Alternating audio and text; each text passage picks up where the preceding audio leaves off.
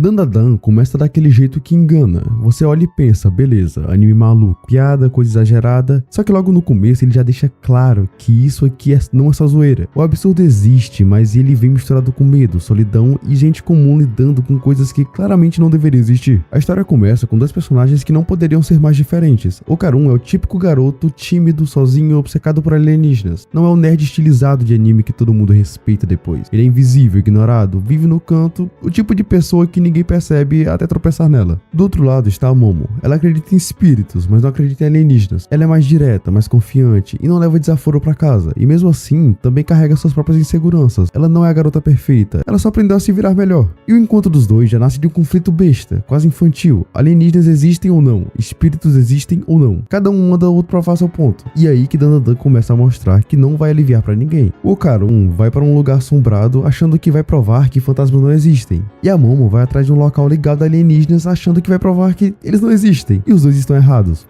Muito errados. O que acontece depois não é só susto, é um choque. O Okarun não encontra uma coisa estranha, ele encontra algo que quebra completamente a visão de mundo dele. A Vovó Turbo não aparece como uma grande vilã estilosa ou divertida. Ela surge como algo invasivo, desconfortável e ameaçador. A cena não é bonita, ela é estranha, dá nervoso. Dá aquela sensação de isso não deveria estar acontecendo. E o pior, ela não vai embora. O poder da Vovó Turbo não é um presente, ele não escolhe o Okarun porque ele é especial, ele é escolhido porque estava no lugar errado na hora errada, e isso é importante. Dandadan não cria heróis por destino, cria sobreviventes por acidente. Quando o Okarun percebe que algo ficou com ele, a reação não é empolgação, é medo. Ele não sabe o que fazer, não entende o que está acontecendo e não tem ninguém para explicar. Ele só sente que perdeu o controle da própria vida em questão de minutos. A Momo entra de volta na história nesse ponto, e aqui a relação deles começa a se formar de verdade, não como romance, mas como necessidade. Um precisa do outro para não enlouquecer. Eles não se aproximam porque querem, mas se aproximam porque não tem escolha. A avó da Momo entra como uma figura importante logo no começo. Ela não trata o sobrenatural como brincadeira, mas também não faz espetáculo. Para ela, essas coisas existem pronto, não tem mistério bonito, tem regra, perigo e consequência. Isso ajuda a ancorar o anime. Não é um mundo onde tudo é possível, é um mundo onde tudo tem preço.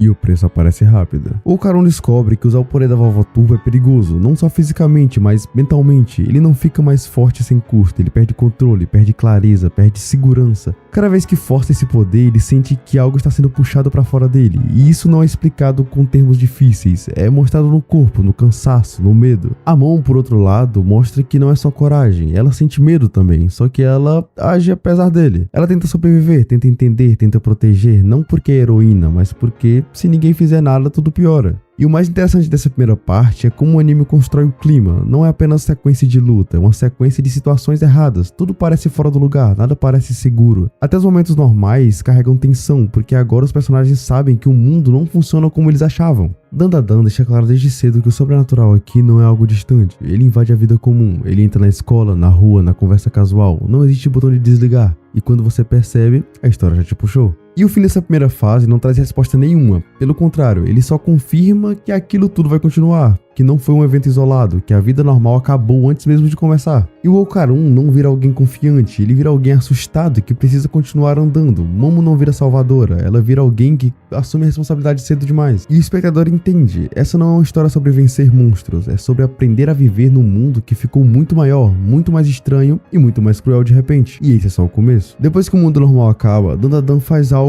muito mais interessante do que simplesmente jogar novos inimigos na tela. Ele começa a explorar o que acontece depois do choque inicial. Quando os personagens percebem que aquilo não foi um pesadelo passageiro, especialmente no caso do Okarun, o anime deixa claro que ganhar poderes não significa ganhar vantagem, significa ganhar responsabilidade, medo e uma identidade que ele não pediu. O Okarun não desperta um poder legal, ele desperta algo instável, agressivo e claramente perigoso. A influência da Vovó Turbo não é só física, é psicológica. O corpo dele muda, a postura muda, a voz muda e em certos momentos parece que ele próprio não está mais ali. O anime constrói isso com muito mais cuidado, não existe glamour, o Okarun não se sente especial, ele se sente errado. E isso cria um contraste direto com outros animes shonen, onde o protagonista ganha o poder e imediatamente começa a dominar a situação. Aqui acontece o oposto, quanto mais poder aparece, mais frágil o Okarun parece. Ele entra em pânico, toma decisões erradas e constantemente precisa ser puxado de volta pela Momo. O poder não resolve seus problemas sociais, não resolve sua timidez, não resolve sua solidão, ele apenas adiciona uma camada nova de caos. Já a Momo, nesse ponto da história, começa a assumir um papel central como âncora emocional da dupla. Ela não é apenas a parceira forte, ela é quem define limites e que puxa o Okarun de volta quando ele passa do ponto. E isso não acontece porque ela é mais madura, acontece porque ela aceita o absurdo como parte da vida, enquanto o Okarun ainda tenta entender se aquilo tudo é real.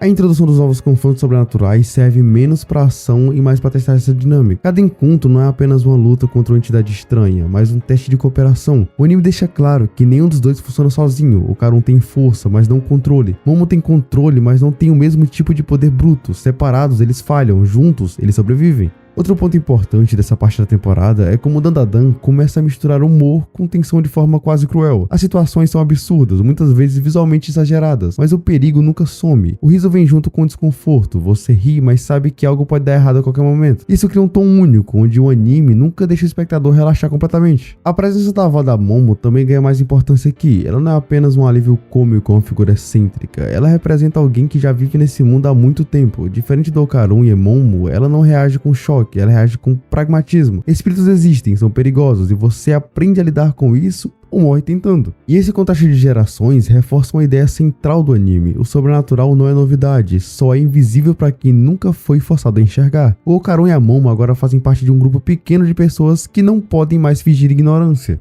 E à medida que os conflitos se acumulam, o Okarun começa a perceber algo perturbador. Ele não odeia completamente o poder que recebeu. Existe uma sensação de liberdade ali, uma coragem que ele nunca teve antes, e isso o assusta mais do que qualquer inimigo, porque gostar daquilo significa aceitar que uma parte dele sempre esteve reprimida, esperando uma desculpa para sair. Dandadan trata esse conflito interno com sutileza, não há monólogos explicativos. O anime mostra isso em olhares, hesitações, decisões precipitadas. O Okarun não sabe quem ele é quando está transformado. Ele começa a se perguntar se aquela versão não é mais real do que o garoto tímido que ele sempre foi. Momo, por sua vez, também começa a mudar, não em termos de poder, mas de postura. Ela deixa de ser apenas alguém reagindo ao caos e passa a tomar decisões ativas. Ela se envolve, investiga, confronta. A convivência constante com o perigo não a amadurece, mas a torna mais consciente de suas próprias forças e limites. Essa parte da temporada deixa claro que Dandadan não está interessado em escalar poder rapidamente. Ele prefere aprofundar consequências. Cada vitória deixa marca, cada erro cobra um preço. E acima de tudo, cada passo em frente afasta ainda mais os personagens de qualquer chance de normalidade.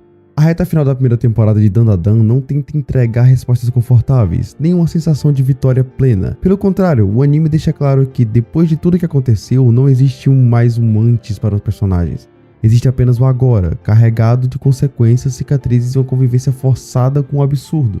O Okarun chega a esse ponto visivelmente diferente de quem era no começo da história, não mais o garoto que tremia só de imaginar um encontro sobrenatural, mas também longe de ser alguém confiante ou poderoso. Ele se tornou algo mais complexo, alguém que entende seus limites, mas sabe que será obrigado a ultrapassá-los novamente, e isso não é libertador, é sufocante. O poder da Vovó Turbo já não parece um recurso narrativo divertido, ele é tratado como um fardo. Cada vez que o Okarun se aproxima desse limite, o anime reforça a ideia de que não há evolução gratuita, não existe dom sem custo.